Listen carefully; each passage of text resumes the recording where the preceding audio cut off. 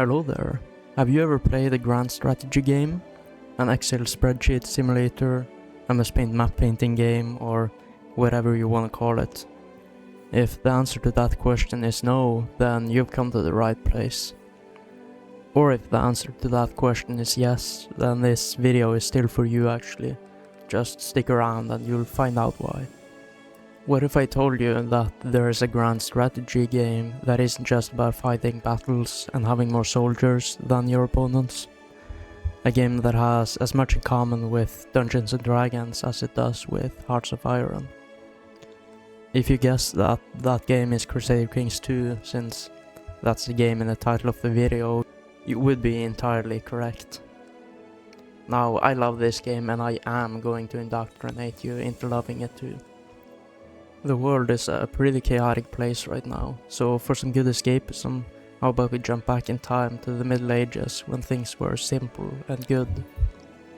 A time when members of a cold-hearted overclass controlled the essential elements behind the functioning of society, and as such had an oppressive and harmful grasp on the lower classes, which is of course firmly in the past by now.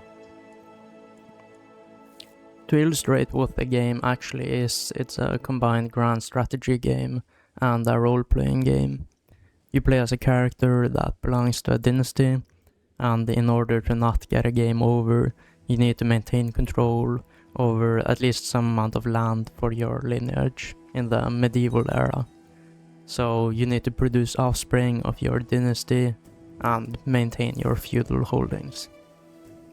Doing that involves economic development, military strategy and tactics, copious amounts of court intrigue and medieval politics, as well as maintaining good relations with your spouse to secure your heritage. In addition to the game's RNG events, of course, because while you're conquering out a kingdom for your dynasty to inhabit and centralizing the power of that kingdom towards the throne, you might get consumption, and your court physician, with his medieval understanding of medicine, might cause you to pass away already in your 20s. Or you might pass away from an assassination plot that your mediocre spy master hasn't even discovered yet. And then all of a sudden you're now playing as your 3-year-old son at the mercy of whoever among your vassals manages to get the title of regent. So it's Game of Thrones basically, as a video game. Or Dune, but without the science fiction. It's like The Sims, but for men pretty much. Like it's a role-playing sandbox, but with strategy and war. And as a side note, if you're a Game of Thrones fan, the game has a really well-made A Song of Ice and Fire mod, as well as several other fantasy world mods. So then, why should you play this 14-year-old game? And why do I think you should play it in Iron Man mode, meaning that you can't reload old saves if something doesn't go your way? While playing in Iron Man mode, you watch fate create a story for the dynasty you're playing as, and the fate of the world around you. And the satisfying role-playing element comes from making choices to impact both the fate of your dynasty and the world around you. And the challenging strategic element comes from surviving and thriving in such a chaotic world as the medieval era. Now, playing without Iron Man mode is also fine, but for me at least it takes away the sheer unpredictability and being mostly at the mercy of fate that Iron Man mode creates. But to each their own, and for learning the game, playing without Iron Man mode is usually the best option. And it also serves as a good lesson for real life as well, that there's only a certain amount of things that you have control over yourself, and it's best to just focus on the things you can control. The strategic aspects of war and plotting also become more intense and interesting, when bad outcomes can lead to the destruction of your dynasty and a game over. I also recommend role-playing the characters you play as. Of course, this depends on whether the game appeals to you for the role-playing part or the strategy part, but I think it adds a lot of layers to the experience. If your character has the kind and honest traits, you can try to play without assassination plots. Or at least not against children. But if your character has arbitrary and cruel traits, maybe those strategies are on the table again then. Perhaps your character has the traits craven, zealous, and diligent, so you will want to mostly build up your holdings instead of invading your neighbors that share your religion. But of course you don't have to take it to the extreme. You can allow yourself flexibility in this stuff. Your characters do of course have the help of courtiers, so it's not like you have to make stupid choices just because your character is an imbecile. Or maybe you want to do that and use role-playing being stupid as an excuse.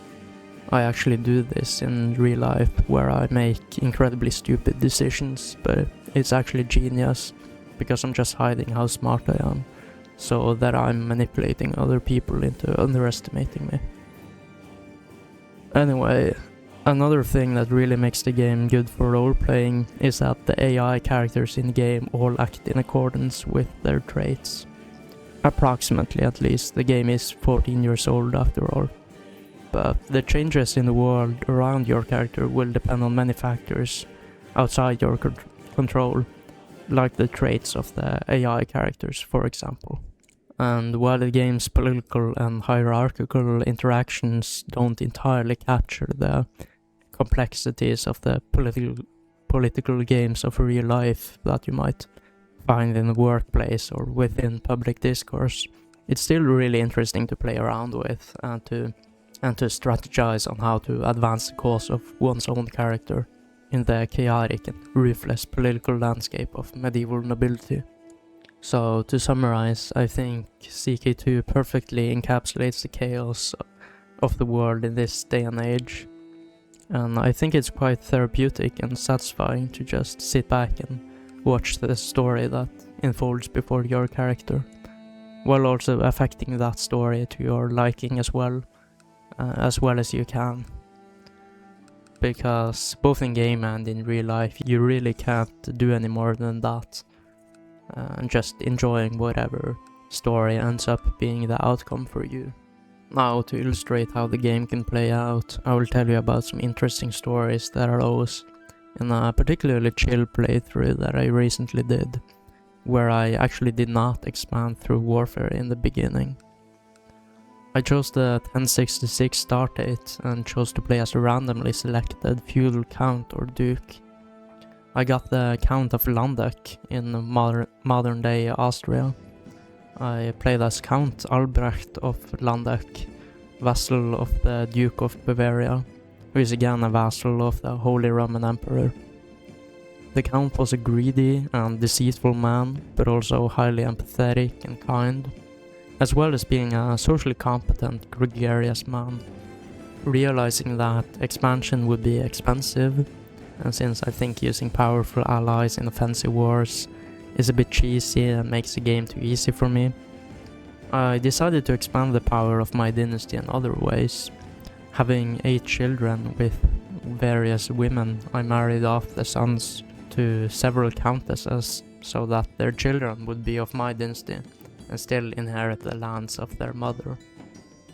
Other than that, his rule was relatively uneventful, since I chose not to do an expansion during his life. Upon his death at the age of 63, the rule of the province would pass to his firstborn son, also named Albrecht. Upon beginning to play as him, I chose the seduction lifestyle focus, so that I could again take several lovers and have many children to marry off. But when I invited some women to my court and looked for a seduce option in the interaction screen, it wasn't anywhere to be found. So I take a look at my character again, and I find out that is gay. Now, normally when I can't seduce women, it's because I'm a paradox strategy game player, but this time it was because I was gay. My character was later outed for having an affair with a man, and with the -5 opinion modifier everyone has of him for being gay, -5 for being unfaithful to his wife, and -10 for it being known that he has been with a man. That constant -20 opinion modifier everyone had of him made his rule a bit more difficult. And suddenly, to make everything worse for him, at the age of 47, he is awoken from his sleep by a man claiming to be Death himself, and that he has come to take his life. So, choosing the most reasonable response possible, I challenge him to a game of chess, with my life being the prize for the winner. After he captures my queen, he proposes to give it back for free if he can also kill my lover if I still were to lose. I do end up still losing the game, and such was the end of the life of the second Albrecht of Landeck. Then I began to play as Ferdinand, his 20-year-old son, and yes, the gay count did manage to produce 3 children with his wife, by the way, just so that's clear. Now, Ferdinand is a complete idiot. He's also gullible and lustful, but this combination actually makes him the peak medieval aristocrat. While he is taking over the province, I see some interesting things going on in Croatia, which might become relevant later in the playthrough. Just stay engaged in the story and it's going to pay off. Ferdinand takes over a province with a newly constructed city that his father began building, giving him an extra bit of income, as well as having 2 other men of his dynasty that are also counts, one in the HRE and one in Aquitaine in France. At the behest of the Pope, he prepares for a crusade for Egypt, where his 70 peasant soldiers will make absolutely no difference at all. Still, after the crusade has been won, his beneficiary, his uncle, is granted an entire duchy in the conquered kingdom, and Ferdinand is granted tons of prestige and piety, but most importantly he is given 4,000 gold, which he spends on improving his domain, but also conquering the 3 other provinces in the Duchy of Tyrol using mercenaries. When the Holy Roman Emperor invades the promised Jewish homeland of Croatia in a holy war, Ferdinand takes it upon himself to create a plot to assassinate the emperor, not only because he is Big Benjamin's strongest soldier, but because of some complicated feudal reasons that are in his own self-interest. You see, he cannot currently claim the title Duke of Tyrol, despite controlling the whole duchy, because his liege is a duke himself.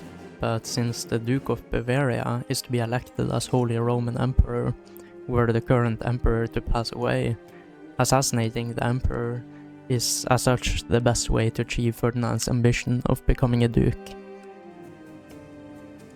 Succeeding in his plot, he is now a powerful duke and expands even more than before.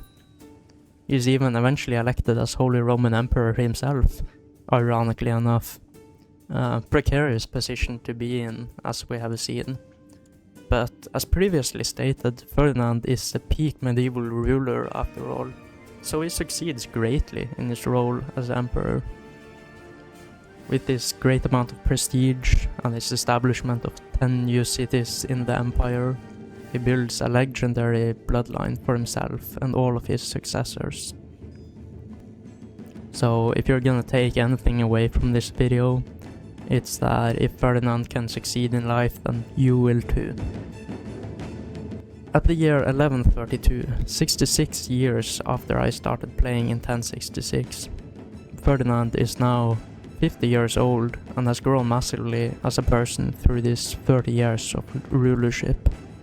Mostly for the worst, honestly, with the whole committing regicide thing and turning to alcoholism to cope with his PTSD from the battles he has taken part in, and just becoming a cruel person in general. The world has already diverged greatly from our timeline. The Holy Roman Empire is very big, obviously. Lithuania encompasses all of the pagan northeast of Europe and boasts a military of about 15,000 troops, just half that of the HRE. Aquitaine and parts of Iberia are controlled by the King of Aragon, who is actually a previous French king who was overthrown but established a new kingdom for himself. Sicily has conquered much of North Africa, allowing other Christian realms to also conquer into the Middle East. Other than those regions, I don't know anything about their history in this period, so I can't actually say anything about them. Overall, it's a 10 out of 10 from me. This is the greatest grand strategy game ever created, and best strategy game too, honestly. And just the best game ever created in general. Now, comment your thoughts on the game in the comments, and like this video and subscribe to their channel if you were even remotely entertained. If not, smugglers will set up shop in your capital, you will have your fiefdoms revoked by your liege, you will catch the plague and your lineage will end. Anyway, goodbye for now.